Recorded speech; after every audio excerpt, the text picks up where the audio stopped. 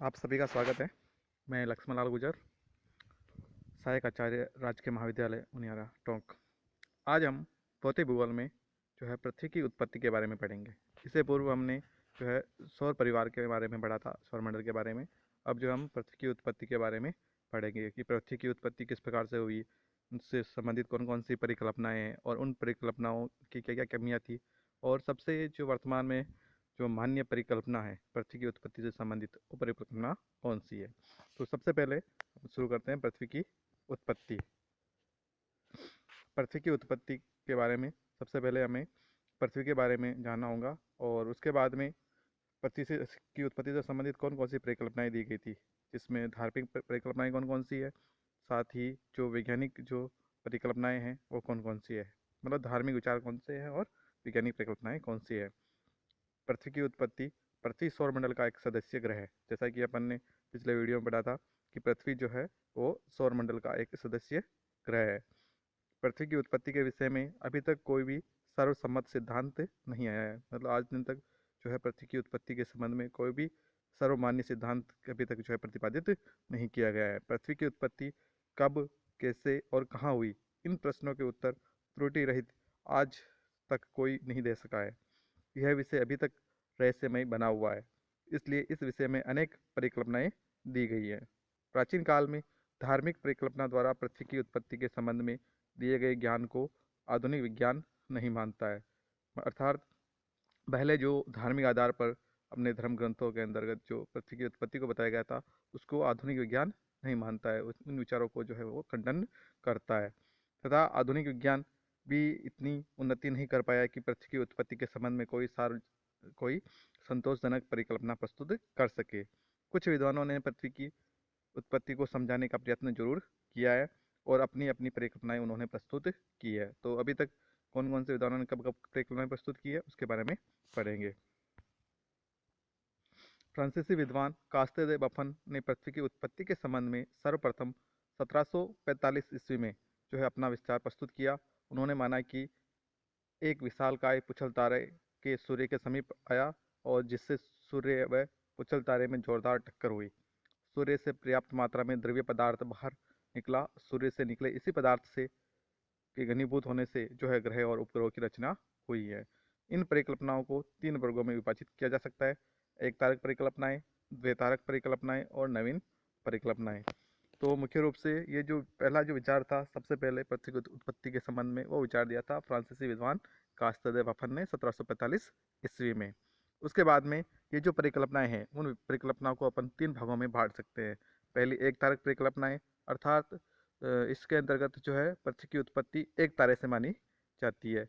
और दूसरी होती है द्वितारक परिकल्पनाएं, जिसके अंतर्गत जो है पृथ्वी की उत्पत्ति एक से अधिक या दो से एक से अधिक या दो से जो है ज़्यादा तारों से उसकी उत्पत्ति को जो है माना गया है। और नवीन परिकल्पनाएं जो अलग अलग जो सिद्धांत है, जैसे बिग बैंग थ्योरी, तो इसके बारे में अपन ये सारी जो परिकल्पनाएं हैं वो उसके अंतर्गत आती है। सबसे पहले बात करते हैं एक तारक परिकल्पना की। जिन परिकल्पनाओं में सौर परिवार की उत्पत्ति एक तारे से मानी जाती है, उन्हें एक तारक परिकल्पनाएं कहा जाता है। इन परिकल्पनाओं के अनुसार सौर परिवार की उत्पत्ति एक क्रमिक विकास प्रक्रिया का परिणाम है। इस इन परिकल्पनाओं के अंतर्गत जो परिकल्पनाएं आती हैं, उनमें कांट महोदय की, लाप्लास महोदय की, रॉस महोदय की और लोकियर महोदय की, इन 4 विद्वानों की जो परिकल्पनाएं हैं वो एक तारक परिकल्पनाओं के अंतर्गत आती है। पृथ्वी के उत्पत्ति के संबंध में अनेक वैज्ञानिक व दार्शनिकों ने परिकल्पनाएं प्रस्तुत की है। इन परिकल्पनाओं में सबसे पहले और लोकप्रिय मत जर्मन दार्शनिक इमैनुअल कांट महोदय का है। उन्होंने सबसे पहले पृथ्वी की उत्पत्ति के विषय में वायव्य राशि परिकल्पना 1755 ईस्वी में जो है प्रस्तुत की। 1796 ईस्वी में जो है फ्रांस के प्रसिद्ध गणितज्ञ लाप्लास महोदय ने अपनी पुस्तक exposition of the world system में कांट की परिकल्पना में संशोधन करते हुए निहारिका परिकल्पना प्रस्तुत की। नेबुलर जो हाइपोथेसिस है और उसकी जो प्रतिपादन जो है वो लाप्लास महोदय ने किया। उसके बाद में 1940 ईस्वी में जो है टीसी चैम्बरलिन व एफआर मोल्टन ने ग्रहणों परिकल्पना दी। उसके बाद में इस परिकल्पना में ब्रह्मांड में एक अन्य तारा सूर्य के नज़दीक से गुजरा। इसके परिणाम स्वरूप तारे की गुरुत्वाकर्षण से सूर्य की सतह से सिगार के आकार में कुछ पदार्थ अलग हो गया। जब यह तारा सूर्य से दूर चला गया तो सूर्य की सतह से बाहर निकला हुआ यह पदार्थ सूर्य के चारों ओर चक्कर लगाने लगा और इसी से ग्रहों की उत्पत्ति हुई है। उसके बाद में सन 1919 ईस्वी में जो है जेम्स जीन्स महोदय ने जो है ज्वारीय परिकल्पना प्रस्तुत की और इसी को आगे चलकर उन्होंने 1929 ईस्वी में जो है सर हेरोल्ड जेफरीज महोदय ने जो उसमें संशोधन किया है, जिसे अपन जेम्स जीन्स और जेफरीज की जो है ज्वारीय परिकल्पना के नाम से भी जानते हैं। अनेक विद्वानों ने पृथ्वी की उत्पत्ति के संबंध में अपनी अपनी परिकल्पनाएं दी है, जिसमें मुख्य परिकल्पना है एच.एन. रसेल महोदय की लिटिलटन की द्वैतारक परिकल्पना, रोसडन की विखंडन परिकल्पना, एस.सी. बनर्जी की सिफिड परिकल्पना, 1942 हॉयल जो कि इंग्लैंड के थे, हॉयल व लिटिलटन की 1946 की नवतारा जो परिकल्पना है वो हेनस अल्फवेन की जो है विद्युत चुंबकीय परिकल्पना, 1942 ऑटो सिम्ड रूसी विद्वान की अंतरतारक धूल परिकल्पना, 1943 कार्ल वान विसेकर जो कि जर्मन विद्वान थे की निहारिका मेघ परिकल्पना और 1943 के अंतर्गत दी थी उसने, और गेराल्ड क्विपर जो कि अमेरिका का विद्वान था उसने पूर्व ग्रह परिकल्पना का जो है प्रतिपादन किया है। अब बात करते हैं हम सबसे पहले अद्वैतवादी परिकल्पनाएं, जिसे अपन एक तारक परिकल्पना के नाम से भी जानते हैं। कांट की जो वायु राशि परिकल्पना है वो इसी श्रेणी के अंतर्गत आती है, जिसको अपन एक तारक परिकल्पना या अद्वैतवादी परिकल्पना। अद्वैतवादी परिकल्पना मतलब द्वैत यानी दो नहीं है, जिसकी उत्पत्ति दो तारों से नहीं हुई है। इसका मतलब एक तारे से जिसकी उत्पत्ति हुई है वो अद्वैतवादी, और द्वैतवादी मतलब जिसकी उत्पत्ति दो या दो से अधिक तारों से मानी जाती है। तो अद्वैतवादी मतलब जो दो नहीं है या जिनकी उत्पत्ति दो तारों से नहीं हुई है, इस कारण से इसे अद्वैतवादी परिकल्पना भी कहा जाता है। जबकि एक तारक जो परिकल्पना है, क्योंकि इसकी उत्पत्ति एक तारे से मानी जाती है, इसलिए इसको एक तारक परिकल्पना कहा जाता है। जो कांट की जो परिकल्पना थी वो कांट की वायव्य राशि परिकल्पना थी। कांट महोदय की जो वायव्य राशि परिकल्पना है वो न्यूटन के जो गुरुत्व का जो नियम था उसके ऊपर आधारित थी। कांट जो कि एक जर्मन दार्शनिक था, उसने 1755 ईस्वी में जो है अपनी परिकल्पना प्रस्तुत की है। कांट के अनुसार ब्रह्मांड के प्रारंभ में आद्य पदार्थ ठंडे, गतिहीन व कठोर कणों के रूप में बिखरे हुए थे। उन्होंने जो सबसे पहले माना कांट महोदय ने कि ब्रह्मांड के अंतर्गत जो है आद्य पदार्थ जो है वो फैला हुआ था, और ये जो आद्य पदार्थ है वो ठंडा, गतिहीन और कठोर कणों के रूप में बिखरा हुआ था।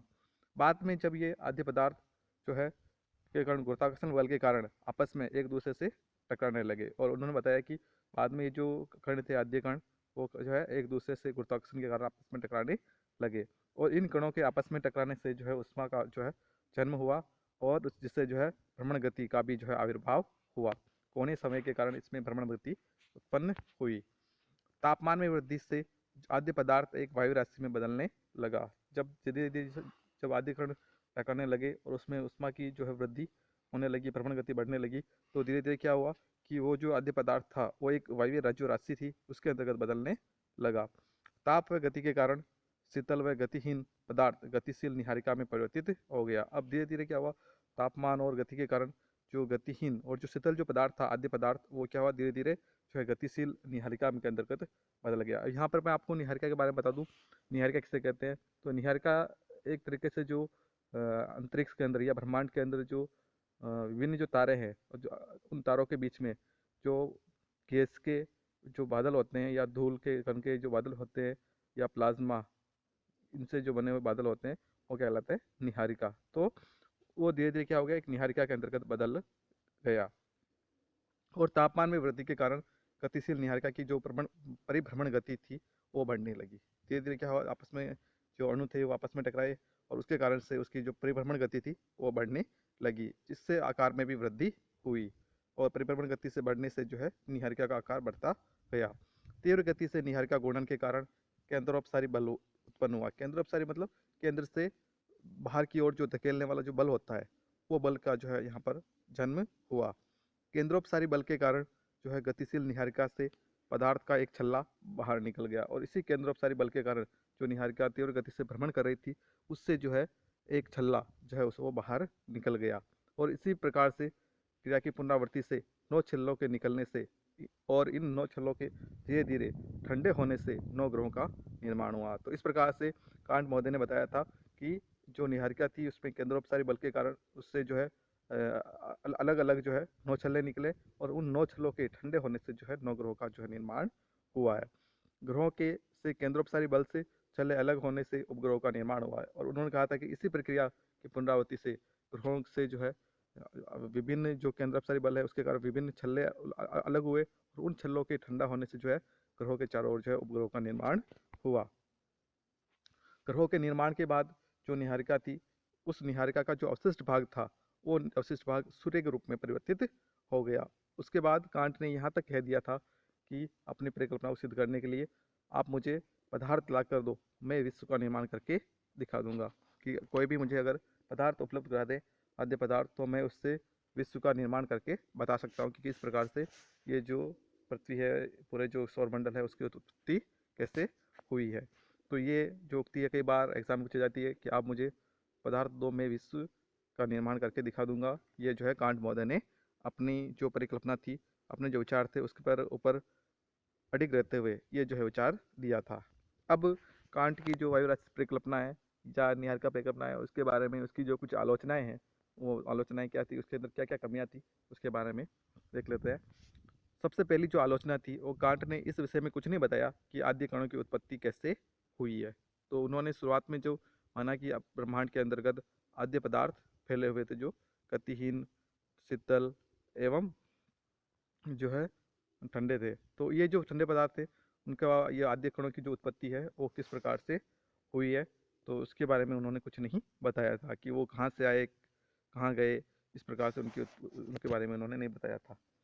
दूसरी जो आलोचना है, वो आद्य कणों के आपस में टकराने से भ्रमण गति पर कोई प्रभाव नहीं पड़ता है। इस प्रकार निहारिका की गति लगातार गति में वृद्धि त्रुटिपूर्ण है। जबकि जो कांट महोदय थे, उन्होंने बताया था कि वो जब आपस में टकराए तो उसके कारण भ्रमण गति भी जो है बढ़ने लगी थी, और धीरे धीरे जो है वह उसमें उष्मा का भी जन्म हुआ। तो ये जो बात थी, आद्य कणों के टकराने से जो है भ्रमण गति या परिभ्रमण गति का बढ़ना, ये जो है त्रुटिपूर्ण माना जाता है। क्योंकि अगर आपस में टकराएंगे और टकराने से जो है आद्य कण, तो उसमें गति में लगातार वृद्धि नहीं हो सकती, उस गति में जो है कमी होती है। तीसरी आलोचना है, आद्य कणों के आपस में टकराने से उत्पन्न गति कोणीय आवेग के स्थिरता सिद्धांत के विपरीत है। टकराव से गति उत्पन्न नहीं हो सकती है। जो कोणीय जो आवेग है, उसका स्थिरता सिद्धांत है कि जब कण आपस में टकराएंगे तो उसके कारण से उसमें गति नहीं होगी, गति क्या होगी, कम होती है। चौथी जो आलोचना है, वो कांट के अनुसार निहारिका के आकार में वृद्धि के साथ साथ गति भी बढ़ गई। ये तथ्य जो है सिद्धांत के विपरीत है, क्योंकि कोणीय आवेग स्थिरता सिद्धांत के अनुसार जब आकार बढ़ता है तो गति कम होती है, अगर आकार कम होता है तो गति बढ़ती है। तो उन्होंने कहा था कि निहारिका के जब कोणीय आवेग सिद्धांत के अनुसार जो है धीरे धीरे क्या हुआ, उन्होंने बताया कि निहारिका का आकार बढ़ता गया और उसकी गति भी जो बढ़ती गई। जबकि ऐसा नहीं होता है कि जब इस सिद्धांत के अनुसार, कोणीय आवेग स्थिरता सिद्धांत के अनुसार, जब किसी जो पिंड का जो है गति बढ़ती है या आकार बढ़ता है तो गति कम होती है, और आकार जो है कम होता है तो गति बढ़ती है। तो उन्होंने बताया कि निहारिका का आकार बढ़ता गया और गति भी बढ़ती गई। तो ये जो बात है वो त्रुटिपूर्ण थी। आद्य कणों के टकराने का कारण गुरुत्वाकर्षण था, तो इससे पूर्व गुरुत्वाकर्षण शक्ति कहाँ थी। उन्होंने शुरुआत में आद्य पदार्थ जो थे, आद्य जो कण थे, पेरिटिस्मल जो अणु थे, मोल्स थे, उनके बारे में उन्होंने कहा था कि वो कण आपस में गुरुत्वाकर्षण के कारण टकराने लगे। तो जब वो आकाश में फैले हुए थे, ब्रह्मांड में फैले हुए थे, तो पहले ये कण आपस में क्यों नहीं टकराए, और ये जो गुरुत्वाकर्षण शक्ति थी वो आद्य कणों का निर्माण हुआ उससे पहले कहाँ थी, और उसके बाद में इसका जन्म कैसे हुआ। ये उसके कुछ आलोचना है जो कांट महोदय ने बताई थी। तो इस प्रकार से हमने आज पृथ्वी की उत्पत्ति के संबंध में मुख्य मुख्य परिकल्पनाएं कौन सी, कब परिकल्पना दी, कब दी गई, और इसके अंतर्गत कांट की जो परिकल्पना है, वायु राशि परिकल्पना या निहारिका परिकल्पना, नेबुला हाइपोथेसिस, उसके बारे में अपन ने जो है विस्तार से देखा। अब जो है अगले वीडियो में जो है पृथ्वी की उत्पत्ति से संबंधित जो परिकल्पना लाप्लास महोदय ने जो प्रस्तुत की थी, उसकी जो निहारिका परिकल्पना है, नेबुलस हाइपोथेसिस, उसके बारे में पढ़ेंगे। धन्यवाद।